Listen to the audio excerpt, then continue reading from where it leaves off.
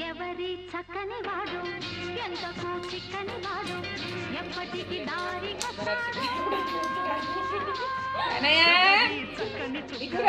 సొకుదిని కాదన్న వెంట పడుతుంది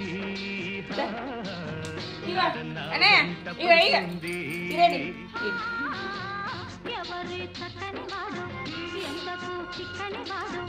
ఎప్పటికి దారి కస్తాడా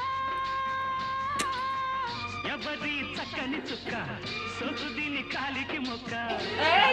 వెంట పడుతుంది కాదన్న వెంట పడుతుంది